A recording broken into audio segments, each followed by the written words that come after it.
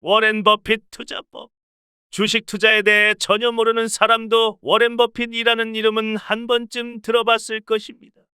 기업을 창업 확장으로 부를 쌓은 사람이 아닌 오로지 주식 투자만으로 세계 부자 대열 앞자리에 있는 인물입니다.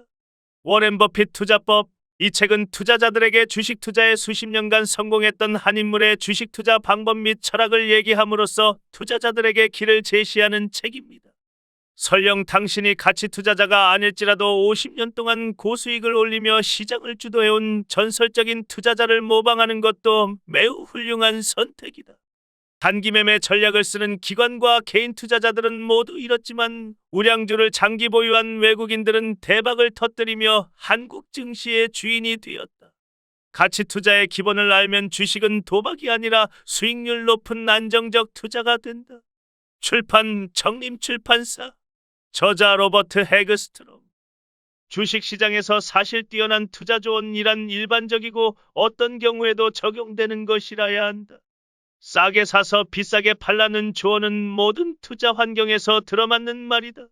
그런데 만일 당신이 정크본드를 값싸게 사들여 큰돈을 번 워렌 버핏이거나 혹은 19세기의 워털로의 공황을 역이용한 로스차일드 가문이거나 혹은 기원전 500년경 상품 거래로 큰돈을 벌었던 철학자 탈레스라면 투자 조언이든 뭐든 그리 큰 문제가 되지 않는다. 그러나 만일 당신이 지금의 가격이 싼 수준인지 아니면 비싼 수준인지조차 모르고 있다면 투자 조언은 별 쓸모가 없다. 가격 수준이 아예 싼지 비싼지도 모르기에 싸게 사서 비싸게 팔라는 조언을 이용할 수도 없지 않은가. 워렌 버핏은 45년 전 펀드 매니저 일을 처음 시작하였다. 25살이라는 젊은 나이에 그리고 작은 규모의 자본금으로 워렌 버핏의 초기 투자 자금은 고작 $100였다. 버핏은 투자 펀드를 시작했던 것이다. 친척들과 가까운 몇몇 친구들의 도움이 컸다. 전체 자본금은 $10만 5천, 7명의 주주로 시작하였다. 버핏은 스스로 다우존스 지수의 상승률을 매년 10% 초과하는 수익률을 달성하겠다는다. 소과감한 목표를 설정하였다. 그런데 결국 그는 해냈다. 그것도 매년 10%가 아니라 훨씬 더 초과하는 수익률을 얻을 수 있었다. 1956년부터 그의 펀드가 해산되던 1969년에 이르는 기간 동안 버핏은 다우존스 지수의 상승률보다 매년 평균 22%를 초과한 수익률을 달성했다. 그는 시장 수익률을 밑도는 경우가 거의 없었다. 45년 동안 그의 투자 성과는 항상 뛰어났다. 특히 그의 투자 성과가 뛰어난 점은 시장의 상황이 매번 바뀌었음에도 투자 전략에는 거의 변화가 없었다는 것이다. 주로 기업이라는 측면에서 주식을 분석한다. 버핏은 항상 그 주식을 발행한 기업을 중시한다. 그는 주식을 분석할 때 주가는 무시하고 기업의 특성을 살펴보는데 역점을 기울인다. 그 회사의 영업 요소, 경영 요소, 재무 요소를 하나씩 차례로 분석한다. 바로 이것이 그의 투자 분석의 핵심인데 그런 다음 버핏은 그 회사의 내재 가치가 어느 정도 되는지 계산하고 비로소 주가를 살펴보는 식이다. 반면에 대부분의 투자자들은 오로지 주가만을 살펴본다. 이들은 오랜 시간을 들여 주가의 움직임을 관찰하고 예상하는 데 노력을 기울이지만 기업의 내용을 이해하는 일에는 거의 시간을 투자하지 않는다. 더구나 기업 가치를 산정할 때도 단순한 방법, 예를 들면 PER, 주당 자산 가치, 배당 수익률 같은 방식에 의존할 뿐이다. 하지만 우리도 알다시피 그런 식의 단순한 계산 방법으로는 기업 가치를 산정할 수 없다. 이리저리 몰려다니거나 비밀스러운 투자 기법 따위에 홀린다.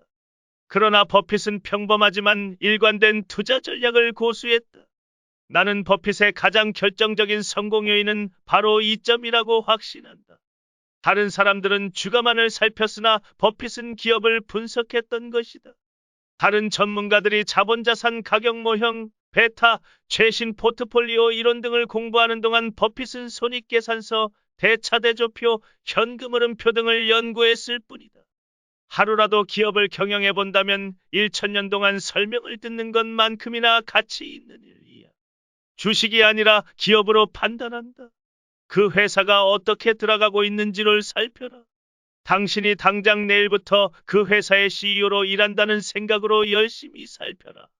그런 다음 주가 틀 확인하라. 펀드 매니저들의 수익률이 시장 수익률 이상을 기록하는 경우가 드문 것은 투자 기법에 대한 교육 훈련의 수준이 날이 갈수록 높아지기 때문이라는 것이다. 점점 더 많은 사람들이 투자 기법에 능통해질수록 한 사람의 슈퍼스타가 뛰어난 수익률을 기록할 확률은 점점 낮아지게 된다. 이러한 이론을 따른다면 흥미있는 결론도 유추해낼 수 있다. 앞서 뛰어난 살 타자론을 알고 있는 사람이라면 워렌 버핏같이 뛰어난 투자자는 결국은 사라질 것이고 정보와 교육으로 무장한 보통의 투자자들이 그 자리를 차지할 것이라고 결론 지을 것이다. 버핏은 살 때 타자가 되기 위해서, 즉 펀드 매니저보다 높은 수익률을 거두기 위해서는 몇몇 종목에 집중적으로 투자할 용의가 반드시 있어야 한다. 고 말하고 있다. 집중 투자야말로 시장 수익률을 능가하는 유일한 방법이며 오로지 살 때 타자만이 가능할 뛰어난 수익률을 안겨주기 때문이다. 홈런을 치려면 모든 볼에 무조건 방망이를 휘둘러서는 안 된다. 가장 좋은 볼을 노려라. 즉 수익률을 능가하려면 수천 개의 종목을 건드려서는 안 된다. 가장 좋은 기회가 올 때까지 기다려라. 또한 적절하게 포트폴리오를 분산하기 위해 40개, 50개 혹은 100개 이상의 종목을 편입해야 할 필요도 없다. 최신 재무관리 이론을 주장하는 학자들은 평균적으로 포트폴리오에 15개 정도의 종목을 편입함으로써 85% 수준의 분산 효과를 거둘 수 있고 30개 종목이라면 분산 효과는 95%에 이른다는 사실을 발견하기도 했다. 버핏은 수많은 종목에 분산 투자하는 투자자는 오히려 자신이 무엇을 하고 있는지 모르는 사람이라고 했다. 무엇을 하는지 모르는 투자 잘하면 많은 종목들을 사들일 것이고 시간이 지날수록 점점 더 종목 수를 늘려갈 것이라는 말이다. 이런 투자자들은 차라리 인덱스 펀드에 투자하는 것이 낫다. 단기적으로 주가는 종종 기업 가치보다 높거나 낮게 나타나는 등 큰 폭으로 변동하는 법이다. 오히려 단기적으로 주가는 기업 가치에 의해 좌우된다기보다는 그때 주가에 영향을 미치는 재료들에 의해 좌우된다. 하지만 문제는 대부분의 투자자들이 자신의 투자 성과를 평가하는데 단기적인 주가 변동만을 살핀다는 점이다. 유감스럽게도 단기적인 주가 변동은 기업 가치의 변동과는 거의 관계가 없으며 시장에서 그 기업에 대한 기대치가 어느 정도인지에 더 큰 관련성이 있다. 더구나 전문적인 펀드 매니저들은 고객들에게 분기별로 투자에 따른 실적을 보고해야만 한다. 그런데 고객들은 포트폴리오의 수익률이 미리 정해진 수준까지 오르기를 기다리지 못하는 경우가 많다. 단기적인 투자 실적이 수익으로 내지 못하면 고객들은 실망하게 되며 펀드 매니저의 능력에 대해 회의적으로 바뀌기 십상이다. 버핏은 장기적으로 주가도 기업 가치를 반영하여 오를 것으로 확신한다. 단기적인 주가 변동은 그다지 합리적이지 않기 때문이다. 기업의 성공을 단기적인 주가 변동으로 판단하지 말라. 대신 그 기업의 근본적인 가치를 관찰하라. 나는 기업 활동이 어떻게 이루어지고 주가는 이에 따라 어떻게 변동하는지에 대한 지식을 쌓아갈수록 그리고 분산 투자 개념에 반대되는 집중 투자 방식이 인덱스 펀드에 비해 훨씬 더 높은 수익률을 안겨줄 가능성이 크다는 사실을 이해하면 할수록 또한 종목 교체가 잦은 포트폴리오는 비용만 늘어나는 데 비해 종목 교체가 드문 포트폴리오는 수익률을 높인다는 사실을 깨달으면 깨달을수록 집중 투자 방식을 택할 수밖에 없을 것이라고 확신한다. 또한 중요한 일이 있다. 미래의 주식시장이 어떻게 움직일지 수학적으로 계산하는 게 불가능하다는 사실을 이해한다면 미래의 주가를 미리 예측하여 이에 따른 수익을 얻기 위해 만들어진 많은 전략들을 회의적으로 생각하게 될 것이다. 일반적으로 투기꾼은 미래의 가격을 예측하려고 노력하지만 투자자는 자산의 가치가 가격에 반영될 것이라는 사실을 확신하기 때문이다. 찰리먼거는 사람들은 저마다 가지고 있는 자원과 스스로의 심리 상태를 감안하여 투자해야 합니다. 주식 투자는 경우에 따라서 손실이 날 가능성이 많습니다. 만일 어떠한 손실도 감당할 수 없다면 차라리 예금을 하거나 아니면 보수적인 투자 전략을 따르는 편이 바람직합니다. 라고 말하고 있다. 버핏도 이 견해에 동의할 것이다. 그래서 버핏은 투자를 목적으로 하는 투자자의 경우 집중 투자의 성공 여부는 바로 투자자 자신이 어떻게 하는지에 달려 있습니다. 현실 세계에서 기업의 내재 가치에 대해 확고한 신념을 가질 수 있다면 성공할 테지만 그렇지 않고 주가의 움직임에 너무 신경 쓴다면 실패할 확률이 큽니다. 라고 말하고 있다. 그런데 너무 많은 투자자들이 엉뚱한 곳에서 패턴을 발견하려고 애쓰고 있다. 그들은 단기간에 주가 변동을 예측할 수 있는 패턴이 있다고 확신한다. 그러나 이는 잘못된 생각이다. 주식시장에는 예측하기 불가능한 여러 패턴들이 있을 따름이다. 이전의 모습과 똑같은 움직임을 보이는 패턴은 존재하지 않는다. 그럼에도 불구하고 투자자들은 패턴을 찾는 노력을 멈추지 않고 있다. 그러나 개별 기업의 차원에서는 패턴을 발견할 수 있다. 또한 기업 내부에도 영업의 패턴, 경영자의 패턴, 재무 패턴 등이 존재한다. 이런 패턴들을 연구해보면 대부분의 경우 그 기업의 미래를 합리적으로 예측할 수 있다. 워렌 버핏은 예측하기 불가능한 수백 수천만 투자자들의 행동 양식 패턴을 연구하지 않았고 오히려 기업의 패턴을 살피는 쪽에 초점을 맞추다. 그러기에 미리 계획하고 주가를 예측하는 일보다 기업의 내용을 분석하는 일이 더 쉬웠습니다. 기업에 나타난 어떤 패턴을 찾으려고 노력했다. 라고 버핏은 말하고 있다. 기업 분석의 지식이 많을수록 투자 수익률은 높아지고 전반적인 위험은 낮출 수 있다. 는 사실을 알고는 패턴이 어느 정도 미래의 주가 움직임을 예측할 수 있다. 지식이야말로 투자와 투기를 판가름하는 요인이라고 확신할 수 있다. 미국의 400대 부자 리스트를 발표한다. 사업 환경이 바뀌고 개인적인 상황에도 변화가 있기에 해가 바뀔 때마다 새롭게 명단에 오르는 사람도 있고 빠지는 사람도 있다. 그러나 몇몇 사람들은 항상 그 명단에 올라가 있다. 이 리스트에 오르내리는 사람들은 대부분 제조업, 컴퓨터 소프트웨어 혹은 하드웨어, 서비스 소매업, 행운 상속 등으로 부를 축적한 억만장자들이다. 특히 항상 상위 5명 리스트에 오르는 부자들이 있는데 그 중에서 오직 한 사람만이 주식 투자로 부를 축적한 사람이다. 그가 바로 워렌 버핏이다. 버핏은 매년 평균 29%의 수익률을 달성했다. 사실 이러한 수익률을 올리는 것은 그리 쉬운 일이 아니었다. 13년 중 5년 동안은 다우존스 지수가 계속 하락 추세였으나 놀랍게도 버핏의 회사는 단 한 해도 손해를 본 적이 없었다. 버핏은 처음에 투자 회사를 시작할 때 다우존스 지수의 상승률을 매년 10%씩 웃도는 수익률을 달성하기로 야심찬 목표를 세웠다. 그리고 결국 그는 해냈다. 그것도 10%만 웃돈 것이 아니라 매년 평균적으로 무려 22%나 앞선 것이다. 버핏의 명성이 높아지면서 점점 많은 사람들이 그에게 자산 관리를 의뢰하게 되었다. 1962년 버핏은 회사의 사무실을 고향 오마하에 있는 키위트 플라자로 이전했다.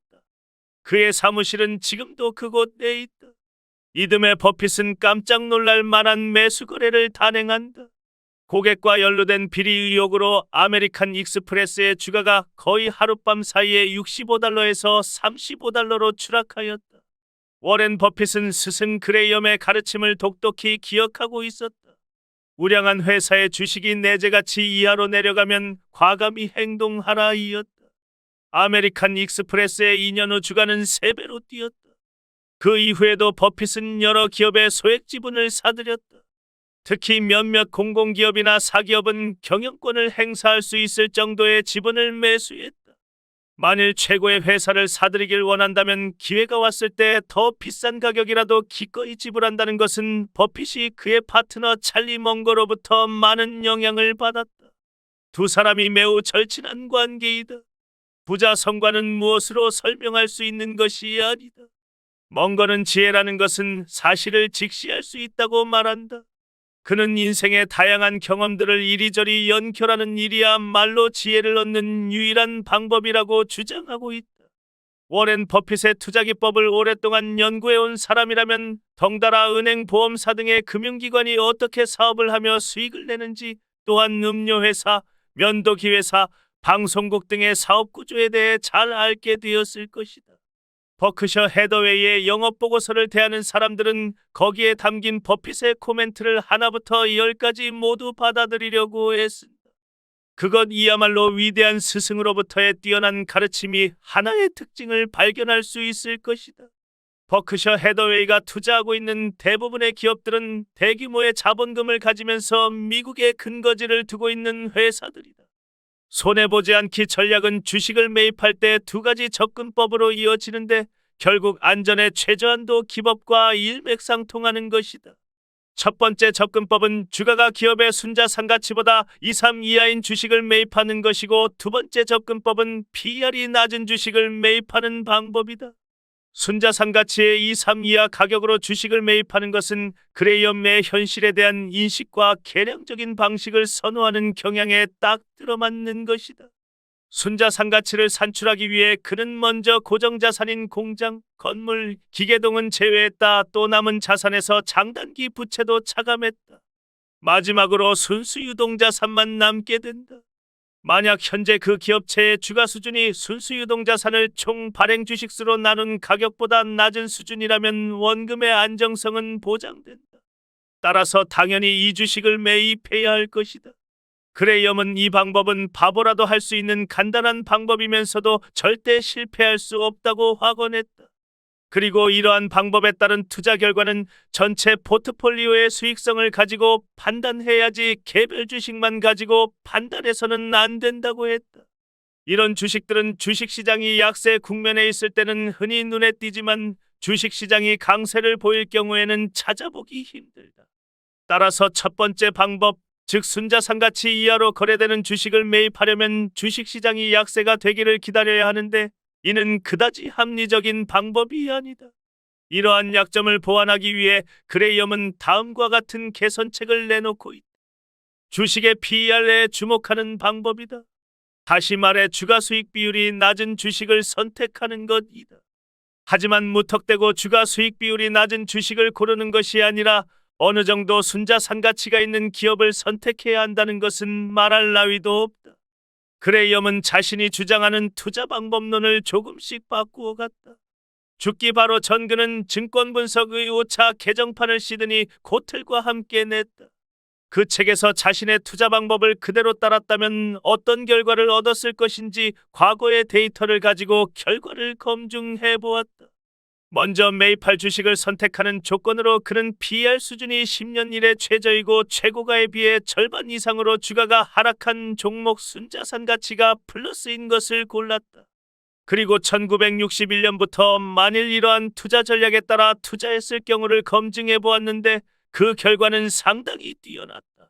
다른 투자자들도 오랫동안 기업의 내재 가치를 구하는 방법을 연구했다. 그러나 대체로 그레이엄이 제시했던 PER 기법이 가장 많이 선호되고 있다. 그러나 오늘날에는 단순히 주가 수익 비율 단 하나만으로 종목을 선택하는 방법은 충분한 수익률을 보장하기에 부족한 면이 있다는 사실이 밝혀졌다. 오늘날 대부분의 투자자들은 가치의 정의를 내릴 때 존 버 윌리엄스가 그의 저서 투자가치 이론 The Theory of Investment Value에서 설명한 고전적인 정의를 따르고 있다. 투자의 가치는 미래의 현금 흐름을 현재의 가격으로 할인한 것으로 정의된다. 그레이엄이 말하는 두 가지 전략, 즉 순자산 가치 이하의 가격으로 거래되는 주식을 매입하는 전략이나 주가 수익 비율이 낮은 주식을 매입하는 전략은 모두 하나의 특징을 가지고 있다는 사실에 주목할 필요가 있다. 어떤 방법을 취하든 그레이엄이 선호한 주식은 그레이엄이 말하는 두 가지 전략, 즉 순자산 가치의 이하의 가격으로 거래되는 주식을 매입하는 전략이나 주가 순이익 비율이 낮은 주식을 매입하는 전략은 모두 하나의 특징을 가지고 있다는 사실이 있다. 어떤 방법을 취하든 그레이엄이 선호한 주식은 주식시장에서 사람들의 관심에서 멀어진 주식들이었다. 어떤 이유에서든 이들 주식의 시세는 진정한 가치보다 낮게 형성되어 있었다. 따라서 그레이엄은 이처럼 비정상적으로 낮은 시세에 거래되는 주식이야말로 좋은 투자처가 된다고 확신했다. 그레이엄은 다음과 같은 가정에 바탕을 두고 비정상적으로 싼 주식에 투자하는 것이 바람직하다고 생각했다. 첫째로 그는 주식시장 외 주가는 종종 왜곡되는 경우가 많다고 믿었다. 시장에서의 가격 왜곡은 투자자들의 감정적인 측면, 다시 말해서 두려움 또는 욕심에 의해 야기된다고 생각했다. 시장에서 낙관적인 전망이 팽배할 때는 투자자들이 너무 욕심을 부린 나머지 주가는 본래의 내재 가치 이상으로 거래되므로 과대평가된 주식을 양산하게 되는 것이며, 반대로 시장의 분위기가 약세의 일변도로 흐를 때는 더 떨어질지도 모른다는 두려움으로 인해 정당한 가격 이하로 거래되는 경우가 종종 있다는 말이다. 두 번째 가정은 주식 가격은 결국 통계적으로 보더라도 정상 가격으로 돌아가게 마련이라는 믿음이다. 그는 로마의 시인 호라티우스의 말을 인용하여 비록 그들은 지금 넘어져 있으나 곧 일어설 것이며 비록 많은 사람들이 지금은 영광을 받고 있으나 언젠가는 몰락할 것이라고 말하고 있다. 통계학을 들먹이든 시인의 말을 인용하든 어쨌든 그레이엄은 모든 투자자들은 이러한 시장의 비효율성 때문에 이득을 얻을 수 있다고 확신하고 있다. 스탠퍼드 대학 경영대학원을 졸업한 필립 피셔는 샌프란시스코에 있는 앵글로 런던 앤드 파리 내셔널 은행의 조사 분석 담당자로 입사했다. 그 후 2년도 되지 않아 그는 은행 통계분석부의 책임자가 된다. 통계분석부를 맡고 있을 즈음인 1929년에 그는 주가 대폭락 사태를 경험한다. 그는 은행을 나와 잠깐 동안 증권회사에서 경력을 쌓은 후 자신이 운영하는 독자적인 투자 컨설팅 회사를 설립하기로 결심했다. 마침내 1931년 3월 1일 피셔 주식 회사 패션 컴퍼니를 만들고 본격적으로 투자 자문업을 시작했다. 주가가 한창 하락하던 1930년대에 투자자문회사를 설립하는 것은 그리 현명한 판단이 아닌 것처럼 보였지만 피셔는 자신의 판단이 두 가지 측면에서 유리하다고 생각했다. 주가가 상당히 하락했으므로 모든 투자자들이 기존에 거래하던 증권회사에 불만을 가지고 있을 것이라는 점이다. 기업체 관계자들과의 잦은 만남을 통해 피셔는 높은 수익을 얻으려면 첫째로 시장 평균 이상을 뛰어넘을 수 있는 기업체에 투자하든가, 둘째로 뛰어난 경영진을 보유한 회사에 투자하는 일밖에 없다고 생각했다. 이러한 회사를 고르기 위해 그는 점수 시스템 본 시스템을 생각해냈다. 이것은 개별 기업체를 경영진과 영업의 특성을 바탕으로 평가하는 방법이다. 피셔의 관심을 끈 기업의 특징은 장기간에 걸쳐 매출액과 순이익의 성장률이 동종산업 평균을 상회한다는 것이었다. 그는 산업 평균 이상의 성장률이 가능하려면 그 기업체는 최소한 향후 몇 년간은 상당한 매출 증대를 이룰 수 있는 시장과 상품을 보유하고 있어야 한다고 생각했다. 하지만 피셔는 매년 매출액이 꾸준하게 증가하는 것은 크게 중요하게 여기지 않았다. 대신에 한순간 매출액이 감소하는 때 가 있더라도 기준연도에서 몇 년이 경과한 이후에 매출액이 산업평균 이상으로 증가했다면 영업이 성공했다고 간주했다. 피셔 기법의 요점 장기간에 걸쳐서 매출액과 순이익 모두 시장 평균 이상의 성장률을 지속하는 기업에 투자하는 것이 투자의 성공을 보장한다. 단기간의 성장률만 참조하면 속기 쉽다. 피셔는 기업체의 연구개발 능력이야말로 산업평균 이상의 성장을 가능케 하게 하는 원동력이라고 생각했다. 또한 그는 기술집약 산업이 아닌 기업도 보다 나은 제품과 능률적인 서비스의 제공을 위해서 는 연구개발 능력이 필요하다고 생각했다. 그는 또한 연구개발 능력 이외의 판매부서의 조직을 중시했다. 그가 관찰한 바에 따르면 기업은 뛰어난 제품이나 서비스를 개발할 수는 있으나 그러한 제품이나 서비스가 전문적으로 상품화되지 않으면 연구개발 노력은 결코 매출 증대로 이어질 수 없다. 이때 새로운 제품을 소비자들에게 소개하고 제품의 장점을 이해시키는 역할을 판매 조직이 담당하므로 판매 조직은 소비자들의 구매 습관을 관찰하고 소비자들의 욕구 변화에 즉각 대응할 수 있어야 한다. 따라서 판매 조직이야말로 소비자와 기업 내의 연구개발 능력을 이어주는 중요한 기능을 수행하게 된다. 하지만 시장의 잠재력 하나만으로는 불충분하다. 평균 이상의 매출 성장을 얻을 수 있다 해도 수익을 얻지 못한다면 적절한 곳에 투자를 한 것이 아니다. 바꿔 말하면 수익이 따라주지 못하는 매출 증대는 의미가 없다는 말이다. 따라서 피셔는 현재의 판매 마진 폭이압으로 수익이 늘어나거나 계속 유지될 것인지의 여부, 마지막으로 제조원과 회계관리 시스템 등을 종합적으로 따져보아야 한다고 생각했다. 피셔는 한계 기업에 투자해서는 결코 높은 수익을 얻을 수 없다고 주장했다. 이런 한계 기업들은 종종 경기 확장기에는 높은 수익을 내기도 하지만 경기가 나빠지기 시작하면 빠른 속도로 수익이 줄어든다. 이러한 이유 때문에 피셔는 낮은 제조 원가로 제품을 생산할 뿐만 아니라 계속 제조 원가를 유지할 수 있는 기업체를 찾으려고 노력했다. 손익분기점이 낮거나 아니면 마진폭이 큰 기업체는 경기 불황이 닥쳐도 오래 버틸 수 있다. 따라서 그는 어떤 업체든 제조 원가를 낮추는 일 외에 각 부문에 투입되는 비용을 제대로 파악하지 않으면 결코 높은 수익성을 유지할 수 없다고 주장했다. 이러한 비용 분석을 통해서 기업은 보다 높은 경제적 가치가 있는 부문의 자원을 적절하게 배분할 수 있는 것이다. 특별히 회계관리 시스템은 내부의 비능률적인 요소를 가려내는데 적절하게 이용될 수 있다. 내부의 비능률적인 요소를 제거함으로써 기업의 전체 수익성이 저하되는 것을 미연에 방지할 수 있는 것이다. 피셔는 기업의 수익성을 알아보기 위해서 또 다른 분야도 중시했다. 즉, 기업이 자본 증자를 하지 않더라도 성장을 지속할 수 있는지 살펴보는 것도 중요하다고 생각했다. 만약 어떤 기업이 계속적인 증자를 통해서만 성장을 이룰 수 있다면 증자를 통해 수익이 증가하더라도 주식수가 그만큼 늘어나게 되므로 주주들에게 돌아가는 실질 이익은 늘어나지 못한다는 것이 그의 주장이다. 반대로 마진폭이 높은 회사는 이익금을 내부적으로 유보할 수 있다. 따라서 이런 회사는 굳이 자본을 늘려 기존 주주의 이익을 감소시키지 않더라도 성장을 지속할 수 있는 것이다. 더구나 잘 관리되는 내부 회계 시스템으로 적절한 비용 관리와 고정자산 및 운영자금의 통제가 가능한 회사는 그만큼 증자를 통해 기존 주주의 이익을 회복시킬 우려가 줄어드는 것이다. 피셔는 우량 기업체가 되기 위해서는 영업적인 측면에서 평균 이상의 수준이어야 하지만 그보다 더 중요한 것은 평균 이상 수준의 경영 능력이 있어야 한다는 사실을 잘 알고 있었다. 많은 기업체들이 현재 보유한 제품들로 몇 년간은 이익을 낼 수 있으나 극히 소수의 기업을 제외하면 이러한 제품들로 10년 혹은 20년 이상 이익을 지속적으로 낼 수는 없다고 피셔는 주장했다.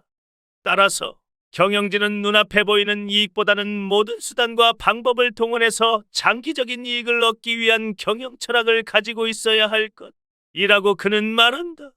눈앞에 보이는 이익에 연연하지 않는다는 것과 눈앞의 이익을 포기하라는 것은 명백히 다른 말이다. 뛰어난 경영자라면 먼 미래를 내다보는 계획도 세워야 하겠지만 동시에 매일매일의 영업활동에도 신경을 써야 한다는 것은 두말할 나위도 없다. 즉 피셔는 보통 수준의 여러 기업체에 투자하느니 차라리 소수의 뛰어난 기업체에 투자하겠다는 생각이었다. 일반적으로 피셔의 포트폴리오는 10개 미만으로 구성되어 있었고 그 중에서도 3-4개사의 총투자 자금의 75% 이상이 집중되어 있다. 1956년 워렌 버핏이 고향 오마하에서 투자회사를 시작했을 때만 해도 회사의 자본금은 10만 달러에 불과했다. 그래서 버핏의 또 하나의 임무는 다른 투자자들을 설득하여 영입하는 일이었다. 어느 날 그는 이웃에 사는 에드윈 데이비스 박사 부부를 찾아가 조심스러운 태도로 투자 사업에 대해 자세하게 설명했다. 그런데 갑자기 데이비스 박사가 그의 말을 가로막더니 그 회사에 10만 달러를 투자하겠다는 것이었다. 놀란 버핏이 왜요? 라고 반문하자 데이비스 박사는 이렇게 말했다. 당신을 보면 찰리 멍거가 생각나니까. 찰리가 누구지? 라고 버핏은 생각했다. 두 사람은 오마하에서 태어나 비슷한 성장 배경을 가졌으나 직접 만난 것은 1959년에 이르러서였다. 그때까지 찰리 멍거는 남캘리포니아에 이사가서 살고 있었던 것이다. 아버지가 돌아가셔서 고향 오마하를 찾자 데이비스 박사는 두 젊은이가 만날 절호의 기회라고 판단하고 두 사람을 저녁 식사에 초청했다. 이것이 두 사람이 특별한 관계를 맺게 된 시발점이었다. 그때부터 두 사람은 자주 만나곤 했는데 버핏은 만날 때마다 멍거에게 변호사 일을 그만두고 주식 투자에만 전념하라고 권했다. 1962년 그는 변호사 일을 그대로 하면서 동시에 버핏처럼 투자 회사를 설립했다. 투자 사업은 성공적이었다. 3년 후 마침내 멍거는 변호사 일을 그만두게 된다. 로스앤젤레스에 있던 멍거의 투자회사와 오마하에 있던 버핏의 투자회사는 종목을 고르는 방식에서 유사했다. 두 사람 모두 내재가치 이하로 거래되는 주식을 선택했던 것이다. 이들의 투자 성과도 비슷했다. 두 사람 모두 다우존스 지수의 상승률을 훨씬 뛰어넘는 수익률을 올렸다. 그러므로 두 사람이 우연히 같은 주식을 매수하기도 한 것은 그리 놀랄만한 일은 아니다. 버핏과 마찬가지로 멍거도 1960년대 후반 블루칩 스탬프를 사들였고 결국 그 회사의 이사회 의장이 된다. 이후 1978년 버크셔와 블루칩 스탬프가 합병하자 그는 버크셔의 부회장이 되었으며 그 직책을 아직도 유지하고 있다. 버핏과 멍거의 관계는 공식적 합의서 같은 것은 있지는 않다. 하지만 두 사람의 관계는 오랜 세월을 거치면서 발전한 것이며 정형화되어 있는 것 이상으로 매우 긴밀하고 절친하다. 두 사람의 관계에 있어 멍거는 금융적인 면에서 아이디어를 제공했을 뿐만 아니라 법률적인 면에서도 든든한 조언자였다. 그는 또한 버핏과는 전혀 다른 지적인 시각을 소유하고 있었다. 멍거는 과학, 역사, 철학, 심리학, 수학 등의 학문에 대단히 홍미를 가지고 있었으며 사려 깊은 투자자라면 투자 결정을 내리기 위해 이런 학문들을 반드시 알아두어야 한다고 믿고 있었다. 이런 학문들이 모여 마음속의 격자라고 알려진 유명한 그의 투자 이론의 핵심이 되었다. 버핏은 여전히 내재 가치보다 낮은 주식을 매수할 기회를 노리는 반면 멍거는 뛰어난 회사라면 비싼 가격을 지불해도 마땅하다고 생각한다. 멍거의 말은 매우 설득력이 있었다. 멍거는 시즈 캔디를 사들일 때 자산 가치의 3배를 지불하는 것도 사실 싸다고 버핏을 설득했다. 이 일은 버핏으로서는 사고방식을 획기적으로 바꾸게 된 출발점이 되었다. 이후 버핏은 자신을 새로운 길로 인도한 사람이 바로 멍거라는 사실을 기쁘게 말하고 다녔다. 물론 뛰어난 회사를 발견했는데 그 회사의 주가가 내재가치 이하로 거래되고 있다면 그것은 그야말로 노다지를 발견한 것과 같다. 그런 일은 코카콜라사의 주식을 사들일 때 경험했다. 버핏과 멍거가 서로 잘 맞았던 이유는 두 사람 모두 사업상 상식적인 원칙을 지키는데 단호했기 때문이기도 하다. 버핏은 보험 영업이 부진할 때도 원가보다 낮은 보험료로는 결코 보험 계약을 하지 않았으며 멍거는 웨스코의 CEO로 재직하면서 신용금고 업계가 혼란에 빠지자 과감하게 대출 중단을 선언했던 것이 그 단적인 예이다. 두 사람 모두 높은 수준의 경영 능력이 요구되는 회사를 경영할 만한 자질을 충분히 가지고 있었다. 서로의 관심사를 존중하며 경제적으로 수익을 내는데 도움이 되는 이러한 경영진을 얻게 된 버크셔 해더웨이의 주주들은 축복받은 이들이다. 멍거 기업의 요양 높은 순이익을 내고 있으나 자본 지출은 낮은 회사를 찾는다. 괜찮은 희사를 비싼 값에 사들이느니 훌륭한 회사를 괜찮은 값으로 사들이는 편이 훨씬 낫다. 1976년 그레이엄이 사망하자 버핏은 그레이엄의 뒤를 이어 가치 투자 기법을 계승 발전하는 위치에 서게 되었다. 사실 버핏이라는 이름 자체가 가치 투자 기법과 동의어로 사용되고 있기도 하다. 이유는 간단하다. 버핏은 그레이엄의 수제자 중에서 가장 유명한 사람이고 그는 기회만 있으면 그레이엄으로부터 많은 것을 배웠다고 밝히고 난다. 지금도 버핏은 자신의 아버지를 제외하고 인생에서 가장 큰 영향력을 미친 사람으로 그레이엄을 꼽는다. 1965년 초부터 버핏은 그레이엄이 말하는 대로 값싼 주식만 매수하는 것이 이상적이지 않다는 것을 깨닫고 있었다.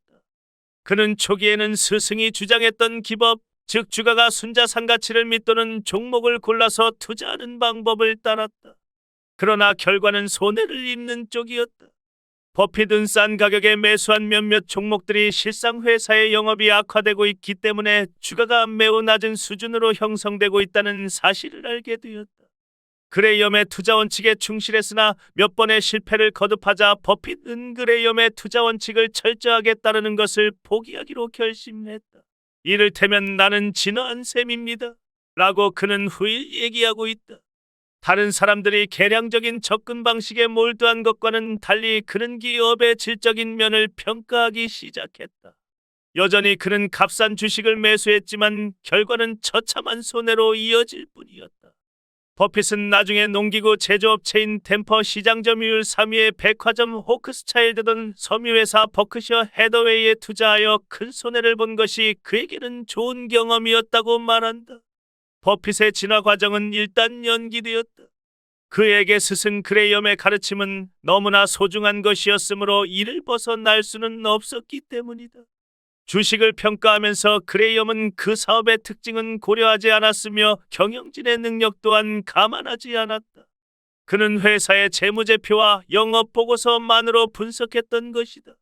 영업 특성이나 경영진이 어떻든 주가가 자산 가치를 밑돌고 있어 투자 수익을 낼 확률이 엿보이면 그레이엄은 기꺼이 사들였다. 그리고 성공할 확률을 높이기 위해 될 수 있는 한 많은 종목을 매수했다.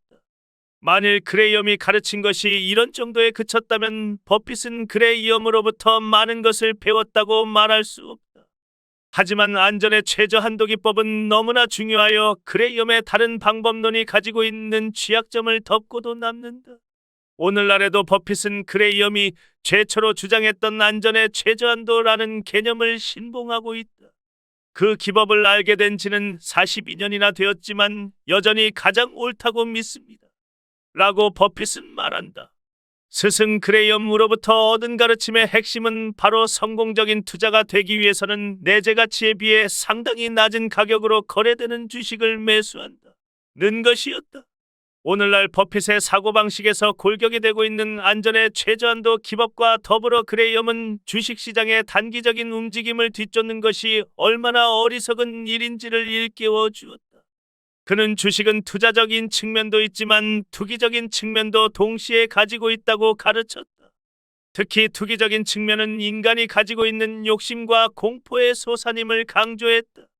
대부분의 투자자들이 가지고 있게 마련인 이런 감정적인 요소로 인해 주가는 아래 위로 요동치게 된다.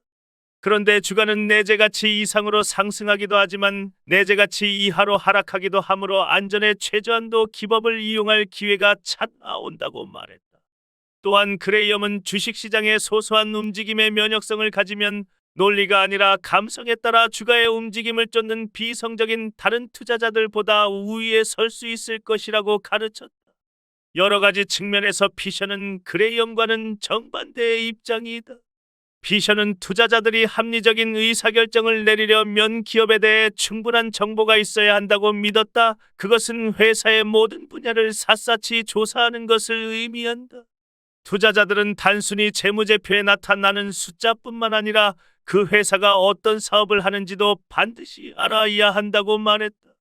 또한 피셔는 경영자의 능력이 기업 가치에 큰 영향력을 미치므로 경영자들의 특성도 알아두어야 한다고 말하고 있다. 그리고 그 회사가 속한 산업에 대해서도 연구할 필요가 있으며 경쟁 기업에 대해서도 알아두어야 한다고 피셔는 강조한다.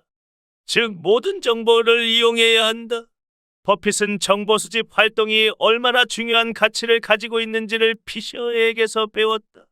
광범위한 인맥을 구축하고 있던 버핏은 그들을 통하여 다른 회사들을 평가하는 데 도움을 얻을 수 있었다. 마지막으로 피셔는 버핏에게 분산 투자만이 능사가 아니라는 사실을 일깨워 주었다.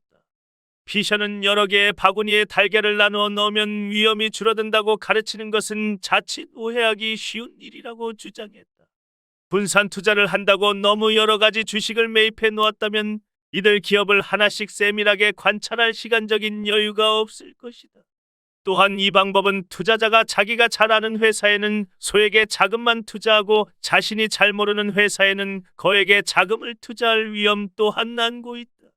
피셔의 주장에 따르면 자신이 잘 모르는 회사의 주식에 거액의 자금을 투자하는 일은 자신이 잘 이해하고 있는 몇몇 회사의 주식을 집중적으로 매입하는 일보다 훨씬 더 위험하다. 그레이엄과 피셔의 차이는 명백하게 드러난다. 양적인 측면을 강조하는 그레이엄은 계량화할 수 있는 요인들, 예를 들면 고정자산, 수익, 배당 같은 것들을 중시했다. 그는 기업이 제출한 공시서류상의 재무제표와 영업보고서만을 분석했다. 그레이엄은 경영자나 경쟁기업 혹은 그 기업의 고객 등을 만나보지 않았다. 반면 피셔의 접근법은 그레이엄과는 정반대이다. 질적인 측면을 강조하는 피셔는 기업의 가치를 늘릴 것으로 판단되는 요소들, 예를 들면 영업 전망과 경영자의 능력을 중시했다. 그레이엄이 싼 주식을 사는 일에 몰두한 반면 피셔는 장기간에 걸쳐 내재 가치가 증가할 잠재력을 가진 주식에 관심을 가졌다. 그리고 피셔는 많은 시간을 들여 사람들을 만나기도 하는 등 종목을 선택하는 데 도움이 되는 아주 작은 정보라도 알려고 노력했다. 버핏은 피셔가 쓴 보통주와 보통이 아닌 이 카먼 스탁스 앤 언카먼 프로핏 1958을 읽고 저자를 찾아 나섰다. 그를 만났을 때 나는 그의 생각에도 매료되었지만 동시에 그의 인격에도 감명을 받았습니다. 벤저민 그레이엄과 비슷하게 피셔도 자신의 생각에는 철저했지만 성격은 관대했지요. 그리고 그는 특별한 선생이기도 했습니다. 라고 버핏은 말하고 있다. 버핏은 그레이엄과 피셔의 접근법이 서로 다르다는 것을 알고 있었다. 그는 두 사람의 투자 기법이 서로 평행을 달리고 있다고 믿었다. 그러나 나는 두 사람의 기법이 평행을 달리고 있다기보다는 버핏 안에서 서로 연계하고 있다고 말하고 싶다. 왜냐하면 버핏의 투자 기법은 경영자와 영업의 내용을 알아보는 질적인 분석, 피셔의 가르침, 과주가와 기업 가치의 관계를 살피는 계량적인 분석, 그레이엄의 가르침이 서로 혼합된 것이기 때문이다. 마지막으로 또 한 명의 중요한 인물이 있다. 바로 찰리 먼거이다.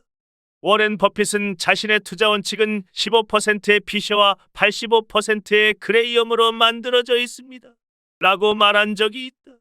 이 말은 이후 널리 알려졌는데 버핏이 1969년에 이 말을 했다는 것이 중요하다.